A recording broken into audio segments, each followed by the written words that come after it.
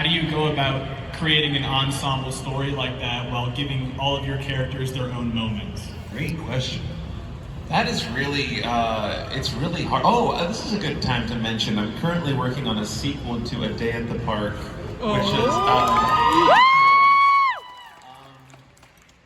I've always been really, well, since I've made A Day at the Park, I have come out with a lot of characters that are very evil or dark or supernatural, and I'm like, I've always been curious what happens at the park at night and what characters kind of come out when it closes. And so we're still relatively near the winter solstice, and I figured what better time to do a night at the park and do something that feels very much like, how it did. Because I went back and rewatched A Day at the Park recently, and holy shit, like I forgot how much fun I had making that thing.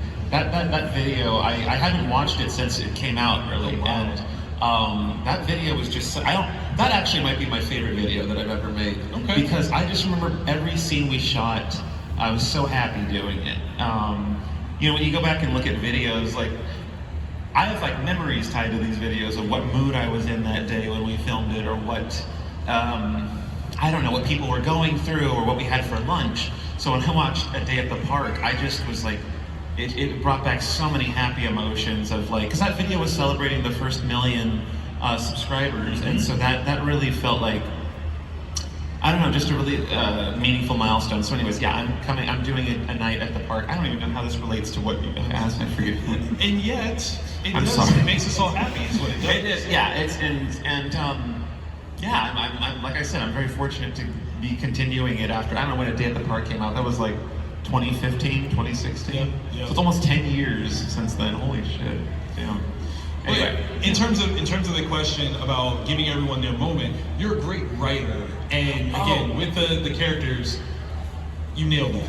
Thank you. Yeah, I went way off the rails with that. But yes, giving everyone their moment is tough because it's easy to have a character be very like on screen and off screen, and you don't want to do like some movies where they try and do, not that Endgame did it, but like movies where they try and bring in all these other outside characters. Sometimes it's easy for like some characters that people really love to feel forgotten because they're just all piled up in this thing. So it's, yeah, I definitely am very cognizant of that and don't want it to, every character has to have like a three-act arc, right? Like some kind of beginning, middle, and end, and those kind of things. And so if they don't have those three things, I feel like they're kind of underutilized. Anyways, I hope that answered what you're asking. Thank you very much. Yeah, thank you. Hello. Hello. I can stand on my toes. My name's Amma, and I just wanted to ask, I am currently a film student here in New Orleans, and I just wanted to know, what is some advice you would give to people coming into the film industry? Yeah, do it because you like doing it. I've seen so many people in the industry get burnt out and just not want it enough, and then they're just not as into, like, find a way to keep loving it, because it's very, especially in the entertainment industry, it's very easy for, it can be easy for someone to fall out of love with their dream by pursuing it. And I think, it's just the one thing that's kept me doing this for so long, because I've been doing YouTube since like it started, basically. Like most people aren't around this long, and I think it's a lot of the ones that I talked to just kind of fell out of love doing it, and I don't know if that's a good or bad thing that I'm still obsessed with what I loved doing when I was in high school. Great thing.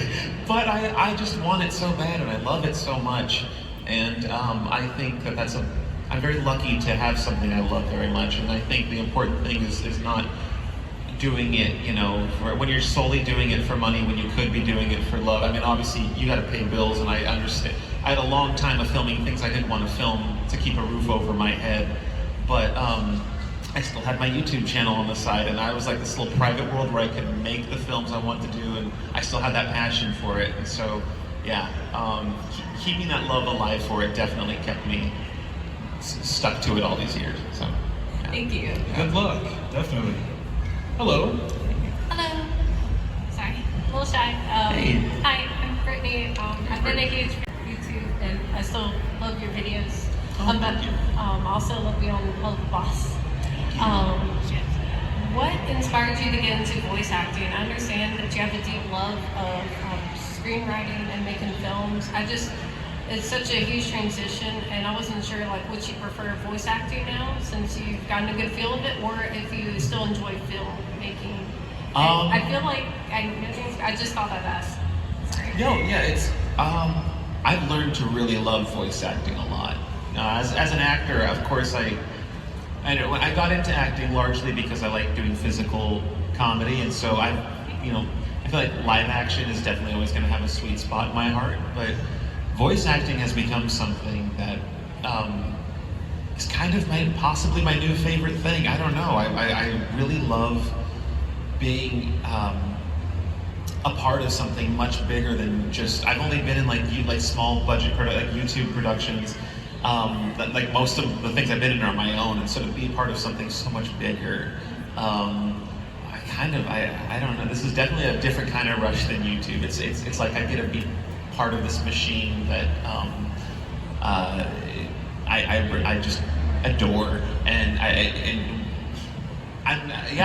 every time I see an episode of Hell of a Boss, I'm like, damn, I'm kind of glad people, like a lot of people know me from just that, and I watch these episodes, especially lately. I'm like, that's fine. If anyone just knows me from Hell of a, like, I'm fine with that because I love the show so much.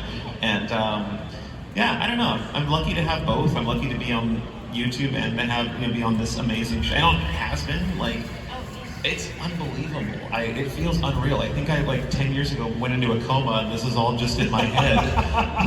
Don't wake up. Please don't wake up. I hope I don't wake up. No, keep me plugged in, please.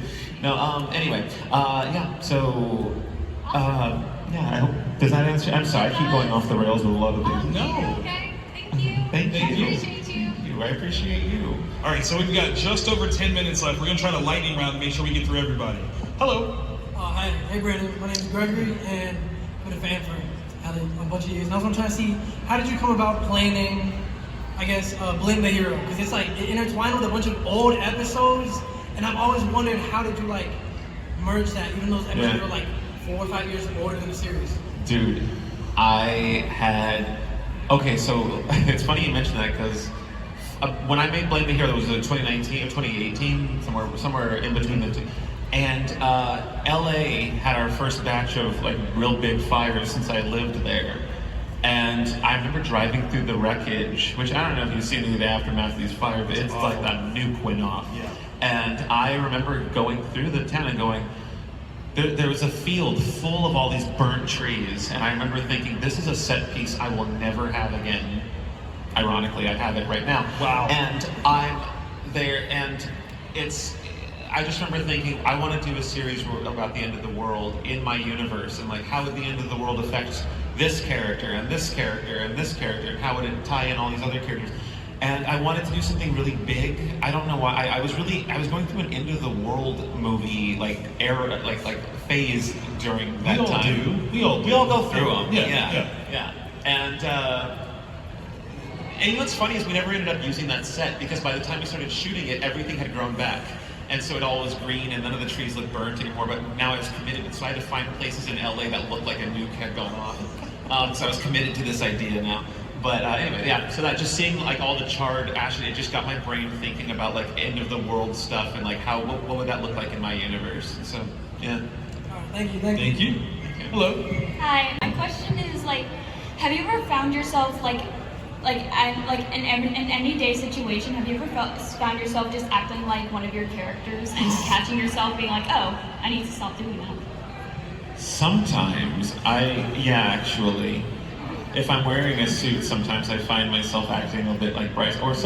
Actually, just looking at myself in the mirror today, I was I caught myself going, bro, come on, man. I felt just because I look like a suit. Anyway, sometimes if I look like a character, or I'm dressed like one, I feel like that elements of them might seep into me. If I'm wearing short shorts, I might be sitting like this. And that helps me get in actually. Wearing a costume helps me. If I'm trying to come up with a video idea for a mom character, sometimes if I just say, fuck it, let's just roll camera today, I'll get in the costume. Once I get in the costume, if you have no concept, I'll look in the mirror and I'll already know kind of what to say and do in the video. It's very powerful changing your appearance and seeing yourself. You kind of adopt what you see. It's. Thank you. Thank you. Hello. Hi there, my name is Carrick, and one of the things I respect most about you is how you are, especially with your live action videos, like you can be like fearless sometimes in like these public situations. And I've always been curious about like what is like the most like, and it's okay, you don't have to answer this if you don't want to. What's the most trouble you've ever gotten into?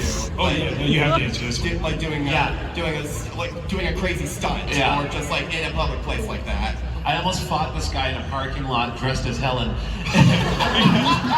Helen is she's, if you don't know, she's my hall monitor character. She's one of these. And and I was doing a sketch at a pub. It was like a public wildlife reserve, like almost like a hiking park area. I don't know. It was somewhere where it was like state owned, so like I knew we could probably film there. And we were. No one was in the background of a shot, but someone saw us. One of the rangers saw us, and he told us to leave. And he followed me all the way to my car, and he was like wanting, and I didn't want him to see which car was mine. And I remember he just kept like staying. No matter where I went, he was like on like 5 feet from me at all times. And so I was like, am I either gonna outrun this man as Helen, or I'm gonna fight him as Helen? And it almost did come to that. Wow. But then I found out, I can run. So I ran. And actually, that's not the first time. A lot of times I've had to run. And you just have to have camera people who are quick. Yep. For their sake. Yep. Right then into the sketch. And then we run. Yes. Yeah. Fight or flight. That's it. Anyway. Thank you so much. Oh, I love it. We got 5 minutes.